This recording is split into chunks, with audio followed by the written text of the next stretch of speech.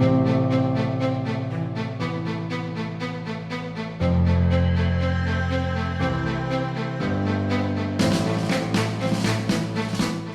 following was conducted January 22nd, 2018 in Vancouver, British Columbia.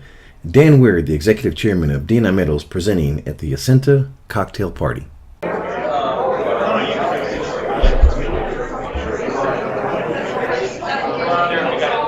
Okay, now we've got Dan Weir from DNI Metals.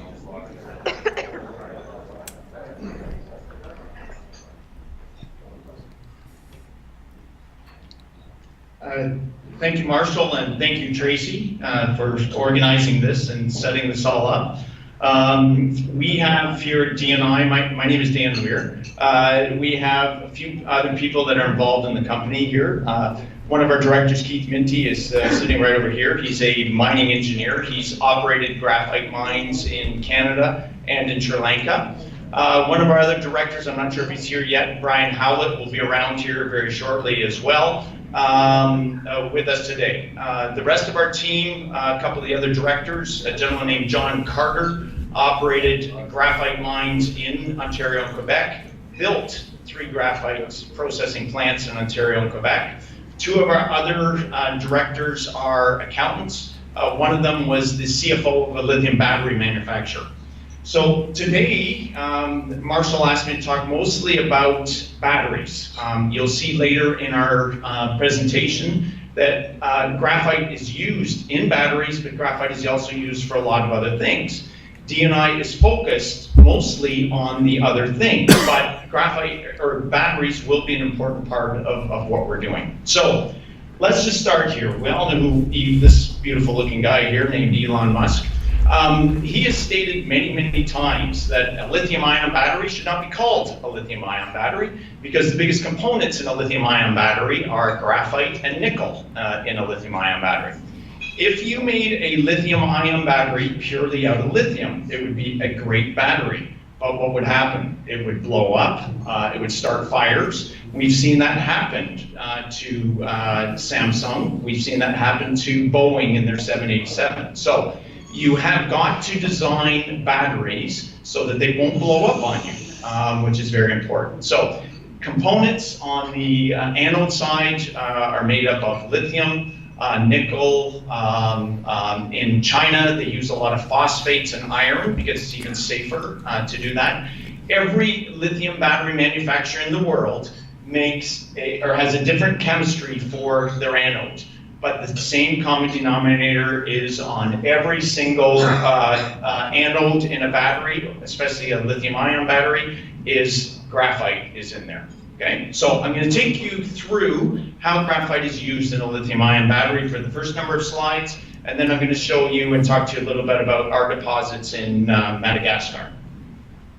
So, as you can see here, the demand for, where's the pointer? Here it is. For graphite is very important and increasing.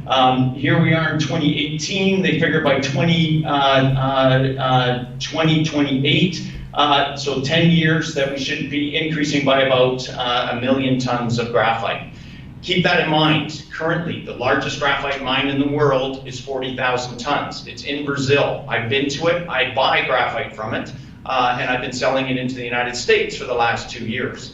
There's a massive deposit that's coming online in Mozambique called Syrah. They're talking about coming on and producing potentially up to 350,000 tons a year. But you can still see here where we need 3 of those type of mines, or you need probably about 10 to 15 smaller mines in order to make up the difference in the world. And I'm going to go through that with you and why DNI has a strategic advantage over all that.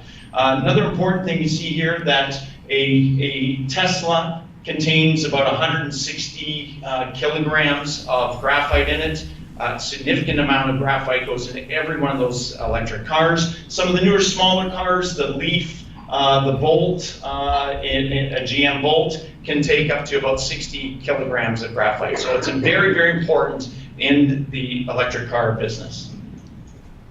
So how does graphite get from a mine into a battery? Okay, there's a number of steps that you have to go through in order that to happen. So from our point of view, being the miner and selling it to different customers that will upgrade the graphite, you mine it, you process it. The graphite is one of the easiest things in the world to process. It's a simple flotation process. You bag it, you then ship it. If you see here, I show containers. Graphite is misunderstood, as I've said. It's not a big bulk container, big bulk ship that you ship this in. It can ship 20 tons a time in containers all around the world. That's how graphite is sold, that's how it's shipped. Very important to be close to a port when you're doing that. Luckily, in Madagascar, we're 50 kilometers from a port. So once it gets to the customer, this is what DNI will do. It will then sell it to the customer. Different customers will do different things. Some companies will do the micronization, some companies will do the purification. There are some companies in China that do both of these. The next step is to shape it or spherize it. What they'll do is they'll take a flake of graphite, they will then shape it into a circle. They then put a coating on it, and in most cases right now where this is done, 99% of the world's shaping or spheritization is done in China. 50% of it, of the coating is done in Japan. But I was recently in Korea. There's a number of Korean companies that are focusing on doing the coating and shaping themselves. So you're starting to see other places in the world. There's another group that we are working directly with in Niagara Falls, New York, that want to do this whole process as well. Currently in the United States, there's nobody that does all of this. There are certain companies that do pieces of it, but pretty much all the shaping is all done in China currently. It is then taken and put into a small cell. In a Tesla, there are thousands of these small cells. It's a little bit bigger than a AA battery that they put together into a platform and then into the car. So here's what it looks like. We dig the graphite out of the ground. It's a flake type graphite like this. As I mentioned, they spheritize and coat it before they put it into the battery. What's important for everybody to know, because everybody talks about large flake graphite, fine flake graphite, it's the fine graphite that actually gets put into the battery industry. The large flake and jumbo flake is used for all sorts of other things. So for instance, gasket material, flame retardant materials that you'll put into drywall and panels that you'll have on your house, insulation in your house. Currently, 50% of the world's graphite goes into the steelmaking industry. Graphite has a very high melting temperature, so it's used specifically in the steelmaking industry. As I said, the larger the flake, so picture a diamond mine. If you have great big diamonds, they're going to sell at very high prices. Fine material is not going to sell at very high prices. Great thing about what we did at DNI, we chased after these larger flake type deposits. Madagascar is known for its large flake, and in fact, it's some of the largest flake in the world. On the table there, and if you pick up a package on your way out, I made up a chart, and it shows different sizes of graphite and how it's sold in the world. That material is actually from our deposit in Madagascar, so it's good to take it home and use it as a reference for the future. Again, graphite is used for all sorts of different things. The large flake is used for foils, used in flame retardants. That's a huge area of growth in the world, and it's a big area that we're focused on. In the battery industry, it's all fine type material that is used for that. Now, let's talk a little bit about graphite deposits and why it's very strategically important, what we have chased after in the world. I'm going to use a quote. This is a gentleman named John Hikeway. He used to work at a company called Byron Securities. Jeff Clark, if he's still here, there he is. You were the president of Byron at one point in time, yes. So John Hikeway basically said, well, push the button here, wrong button. Go back one. John basically said that to win in the graphite space, you have to be close to a port. And I'm going to show you in a minute where we're only 50 kilometers to a port. The other thing he said, that you've got to be in, have a fairly high grade deposit, but hosted in friable or sediments or in clays, because it's so much cheaper to produce in than the hard rock that you find in North America. Very, very important to do that. So here we are. We bought this first property, which is called Voidzera. We call it the Stick, and our second property is called Marafudi, which we call the Puck. Being a good Canadian, I think we can all relate to that. We are 50 kilometers to a port. The main highway for the country in Madagascar runs right through our property, and there's been $8 billion spent right in this area in mining properties, or mining, by mining companies on different mining projects. Sherritt, Sumitomo, and Carez spent that $8 billion on the nickel laterite deposit. They mine it right here. They have a slurry pipeline that runs up here right through our property to the port where they process it right here. They also spent $1 billion redoing the port, so we have a world-class port, one of the best ports in the world here. If we zoom in onto our first property, in November, we completed a drilling program on the main zone, and we found a secondary zone. Again, here's the main highway going right through here. We put just a small road in here. This is about 2 kilometers into the main zone of the property. Again, I mentioned the friable rock. In our case, we call it saprolite. Saprolite and laterite are just fancy words, and I know geologists are going to tell me something different. Fancy words for just saying weathered rock. In our case, it's on average about 28 meters deep. It can be as deep as about 45 meters, where you simply go in with, I keep pushing the wrong button, I apologize. You simply go in with an excavator, dig it up, and process it. There's no drilling and blasting like you have in all the hard rock deposits in the world.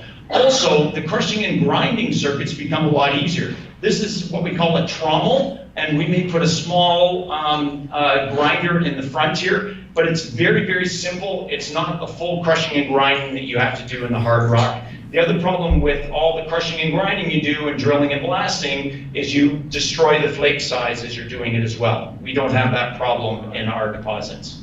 So, what do you need to develop and build a graphite deposit somewhere in the world?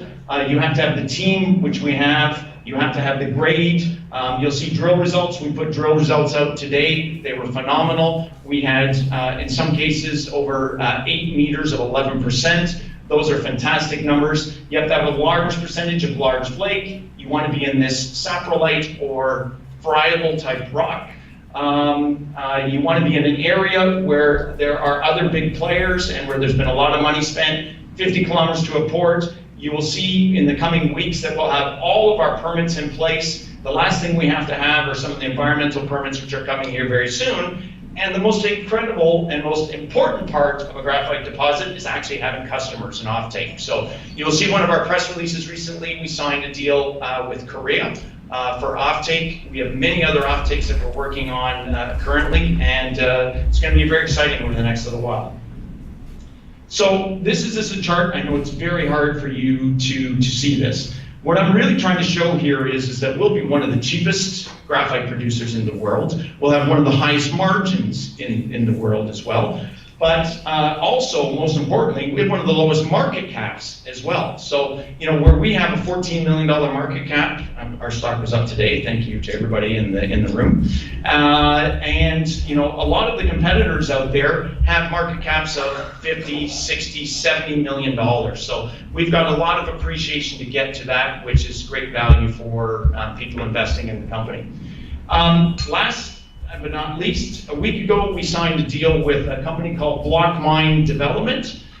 We really see that blockchain can work in the graphite business, specifically in the graphite business, because we're supplying so many different specs to so many different clients. If we can track where that material is coming from the pit right to the customer, and we can verify the material as it goes along in a chain, we view that as a huge advantage. DNI is not investing in a blockchain. We are not going to become a blockchain company. We've done a deal with a group that's going to write the code and develop processes for us as we move forward. So it's very exciting that we do that, but I want to make it very clear. DNI is not investing in blockchain. We are not a blockchain company, but we see huge value in being at the forefront and being part of the developing technologies in that area.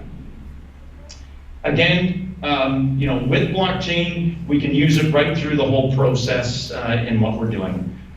So again, thank you very much. What we're going to do after this is we'll put up some slides. We'll just have some pictures of what it looks like on our property and everything else. And please, I see Brian Howlett's showing up here now. So if you have any questions of some of our directors, Brian or Keith or myself, please give us ask us. Thank you. Thank you.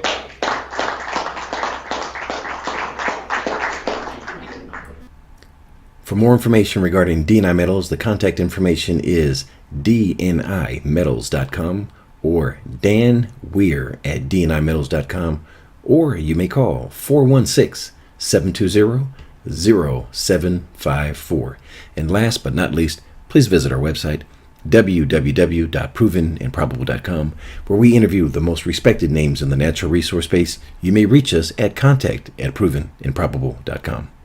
Thank you for joining us today on Proven and Probable. Remember to like and subscribe for more conversations with the most respected names in the natural resource space. Check out our website at www.provenandprobable.com. The information presented on Proven and Probable is provided for educational and informational purposes only, without any express or implied warranty of any kind, including warranties of accuracy, completeness, or fitness for any particular purpose. The information is not intended to be and does not constitute financial, investment, or trading advice, or any other advice. You should not make any financial, investment, or trading decision based on any of the information presented without first undertaking independent due diligence and consultation with a professional broker or competent financial advisor.